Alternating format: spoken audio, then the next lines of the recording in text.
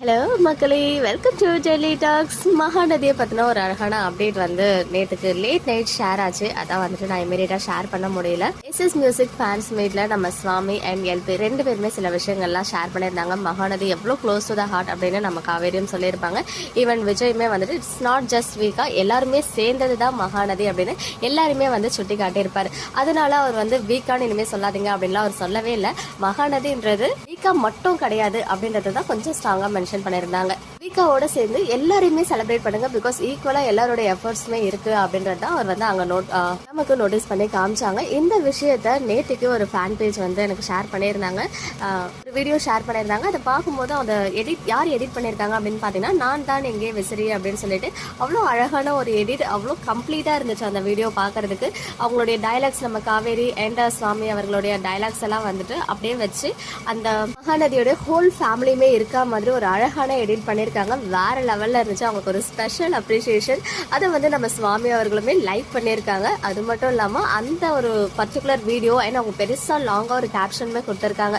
So suppose நீங்கள் யாராவது miss பண்ணியிருந்தீங்கன்னா அங்கே போய் பார்த்துக்கோங்க. ஈவன் ஃபேன்ஸ் மீட்ல யாராவது அவங்க பேசின டைலாக்ஸை ராங்காக புரிஞ்சுட்டு இருந்தீங்கன்னா கூட அதை பார்த்தீங்கன்னா உங்களுக்கு அழகான ஒரு கிளாரிஃபிகேஷன் கிடைக்கும். அந்த அளவுக்கு அழகாக இருந்துச்சு அவங்களுடைய டிஸ்கிரிப்ஷன். அதை தொடர்ந்து அதில் தான் வந்து நம்ம எல்பி கமெண்ட் பண்ணியிருந்தாங்க, தேங்க்யூ ஃபார் அண்டர்ஸ்டாண்டிங் அப்படின்னு சொல்லி. அதுக்கு நிறைய பேர் வந்து லைக்ஸ்மே பண்ணியிருக்காங்க. ஒவ்வொரு எடிட்ஸுமே அவங்க வந்து நோட் பண்ணிட்டு இருக்காங்க. நம்ம எல்பி, சுவாமி அண்ட் ஹோல் டீமே வந்து நோட்டீஸ் பண்ணிட்டு இருக்காங்க. அதுக்கான ஒரு ரெஸ்பான்ஸ் வந்து அவங்க கொடுத்துருக்காங்க அப்படின்னு சொல்லும்போது அதை எடிட் பண்ணவங்களுக்கு எவ்வளோ ஹாப்பியாக இருக்கும் இல்லையா? ஸோ நம்மள்ட்ட பார்த்து நமக்கு வந்து ஒரு காம்ப்ளிமெண்ட் கொடுத்துருக்காங்க அப்படின்னு சொல்லும்போது இதை தான் அவங்களுமே சொல்ல வராங்க அப்படின்றத நீங்கள் எல்லாரும் புரிஞ்சுக்கணும். அண்ட் இன்னொரு முக்கியமான விஷயம், ரூமர்ஸ் வந்து ஸ்ப்ரெட் ஆக ஸ்டார்ட் ஆகிடுச்சு போல. சுவாமி வந்து சீரியல்லேருந்து குவிட் ஆகிறாரா அப்படின்னு சொல்லி சான்ஸே கிடையாது. வீக்கா அப்படின்னா அது நம்ம எல்பி அண்ட் சுவாமி மட்டும்தான். அது வந்து டீமுக்கே தெரியும். அவங்களுக்கு வந்து வேற யாராவது சேஞ்ச் பண்ணணும் அப்படின்ற ஒரு சுச்சுவேஷன் வந்துச்சுன்னா கண்டிப்பாக சீரியலை எண்ட் பண்ணிடுவாங்க அப்படின்றது தான் என்னுடைய தாட். இவ்வளோ பெரிய ஃபேன் பேஸ் இருக்காங்க, அதுக்கு மெயின் ரீசன் வீக்காவா ஆக்ட் பண்ற சுவாமி அண்ட் எல்பி தான். ஸோ 100% எனக்கு தெரிஞ்சு அவங்களை சேஞ்ச் பண்ண மாட்டாங்க. ஸோ ரூமர்ஸ் எவ்வளோ பெரிய சேனல்ல ஸ்ப்ரெட் ஆனாலும் இப்போதைக்கு நீங்க நம்ப வேண்டாம். வீக்காக்கு உயிரா இருந்து வாழ்ந்துட்டு வராங்க அந்த கேரக்டர்ஸ்லேயே. சுவாமி அண்ட் லக்ஷ்மி அவ்வளோ பியூட்டிஃபுல்லா இருக்காங்க. அதனால தான் வந்துட்டு இவ்வளோ ஃபேன்ஸ் வந்துட்டு இங்கே கிரியேட் ஆகியிருக்காங்க. ஸோ கன்ஃபார்மா அவங்க வந்து குவிட் ஆக மாட்டாங்க. இனிமேல் இந்த மாதிரி ரூமர்ஸ்லாம் வந்து நீங்க நம்பாதீங்க. இது வந்து அவங்களை ரொம்பவே ஹர்ட் பண்ணும். ஈவன் அந்த காற்றுக்கண்ண வேலை டைம்ல கூட ஒரு 1 to 2 வீக்ஸ்க்கு மேல நம்ம ஹீரோ வந்து ஆன் ஸ்கிரீன்ல வரவே இல்லை. அதனால வந்து நிறைய பேர் பயந்துட்டு இருந்தாங்க, குவிட் ஆகிட்டாங்களோ அப்படின்னு சொல்லி. நானுமே அவர்கிட்ட கேட்டு அதுக்கப்புறம் வந்து அந்த மாதிரி நான் குவிட் ஆக மாட்டேன், நீங்க ஃபேன்ஸுக்கு கிளியரா சொல்லிட்டீங்கல்ல அப்படின்னு சொல்லிட்டு அப்பெல்லாம் வந்து நல்லா ரிப்ளை பண்ணுவாங்க. ஸோ அப்போ வந்து சொன்னோம்னே நானுமே வந்து கிளாரிஃபை கொடுத்துருந்தேன். இந்த மாதிரி இது வரைக்கும் எந்த ப்ராஜெக்ட்டுமே அவங்க வந்து பாதியிலுமே போனது கிடையாது இல்லையா?